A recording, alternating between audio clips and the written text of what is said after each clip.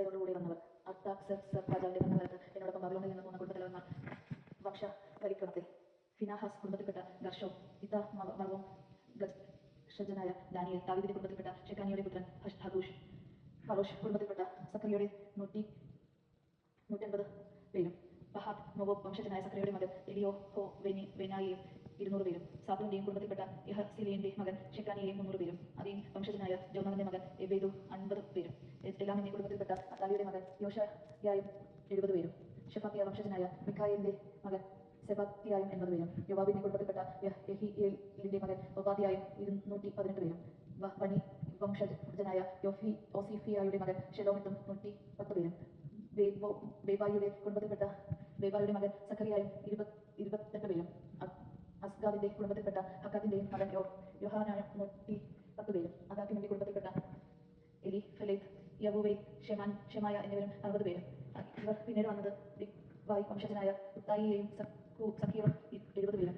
അഹവയിലേക്ക് ഒഴുകുന്ന നദിയുടെ തീരത്തെ ഞാൻ അവരെ ഒരുമിച്ച് കൂട്ടി. അവിടെ ഞങ്ങൾ 3 ദിവസം താളമടിച്ചു.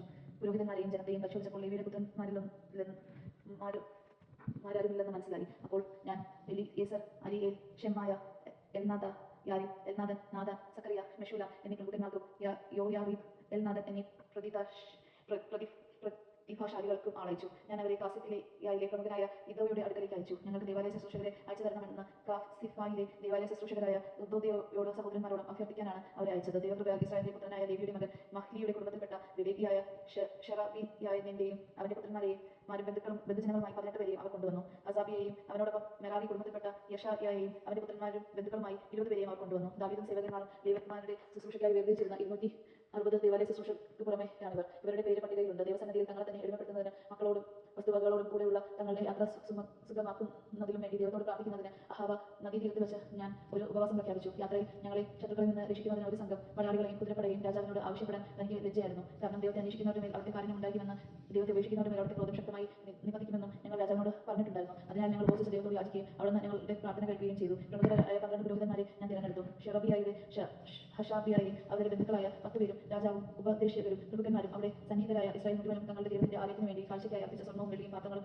ഞാൻ അവരെ തൂക്കിയേൽപ്പിച്ചു. 650 താലന്ത് വെള്ളി, 100 താലന്ത് വരുന്ന 50 വെള്ളി പാത്രങ്ങൾ, 100 താലന്ത് സ്വർണ്ണം, 1000 താലന്ത് വരുന്ന 20 സ്വർണ്ണ പാത്രങ്ങൾ, സ്വർണ്ണം പോലെ അമൂല്യവും തിളങ്ങുന്നതുമായ 2 ഓട്ടപാത്രങ്ങൾ, ഇവയാണ് ഞാൻ തൂക്കി ഏൽപ്പിച്ചത്. ഞാൻ അവരോട് പറഞ്ഞു, നിങ്ങൾ കർത്താവിന് വിശുദ്ധരാണ്, ഈ പാത്രങ്ങൾ വിശുദ്ധമാണ്. ഈ സ്വർണ്ണവും വെള്ളിയും നിങ്ങളുടെ പിതാക്കന്മാരുടെ ദൈവമായ കർത്താവിനുള്ള സ്വാഭാവിക കാഴ്ചകളാണ്. കർത്താവിന്റെ ആലയത്തിലെത്തി അവരെ അറകൾക്കുള്ളിൽ വെച്ച് പ്രധാന പുരോഹിതന്മാരുടെയും ലേവ്യരുടെയും ജെറുസലേമിലുള്ള ഇസ്രായേൽ കുടുംബത്തലവന്മാരുടെയും മുൻപാകെ തൂക്കി ഏൽപ്പിക്കുന്നത് വരെ അവർ സൂക്ഷിക്കുക. അങ്ങനെ പുരോഹിതന്മാരും ലേവ്യരും ജെറുസലേമിൽ ദേവാലയത്തിലേക്ക് കൊണ്ടുപോകുന്നതിന് സ്വർണ്ണവും വെള്ളിയും പാത്രങ്ങളും തൂക്കം ബോധ്യപ്പെട്ട് ഏറ്റുവാങ്ങി. 1-ാം മാസം 12-ാം ദിവസം ഞങ്ങൾ തീരത്ത് നിന്ന് ജെറുസലേമിലേക്ക് പുറപ്പെട്ടു. ദൈവത്തിന്റെ കരം ഞങ്ങളോടുകൂടി ഉണ്ടായിരുന്നു. അവിടെ ഞങ്ങളുടെ ശത്രുക്കളിൽ നിന്ന് വഴിയിലുള്ള അപകടങ്ങളിൽ നിന്ന് രക്ഷിച്ചു. ഞങ്ങൾ ജെറുസലേമിലെത്തി 3-ാം ദിവസം വിശ്രമിച്ചു. 4-ാം ദിവസം ഞങ്ങളുടെ ദൈവത്തിന്റെ ആലയത്തിൽ വെച്ച് ഈറിയായുടെ മകനും പുരോഹിതനുമായ മെറാമോത്തിനെ സ്വർണ്ണവും വെള്ളിയും പാത്രവും തൂക്കി ഏൽപ്പിച്ച് ഫിനഹാസിന്റെയും മകൻ എലിയാസറയും ലേവ്യരും യേശുവയുടെ മകൻ യോസാബാദും ബിന്നിയായുടെ മകൻ നവാദിയായും അവനോടൊപ്പം ഉണ്ടായിരുന്നു. അവയുടെ എണ്ണവും തൂക്കവും തിട്ടപ്പെടുത്തി കുറിച്ചു വെച്ചു. മടങ്ങിയെത്തിയ പ്രവാസികൾ ഇസ്രായേൽ ജനത്തിന് വേണ്ടി 12 കാള, 99 മുട്ടാട്, 77 ചെമ്മരിയാട് എന്നിവയെ ദഹനബലിയായും 12 മുട്ടാടിനെ പാവപരിഹാര ബലിയായും ഇസ്രായേലിന്റെ ദൈവത്തിന് അർപ്പിച്ചു. ഇതെല്ലാം കർത്താവിനുള്ള ദഹനബലിയാണ്. അവർ രാജാക്കന്മാരെയും പ്രഭുക്കന്മാരെയും നദിക്കരയുള്ള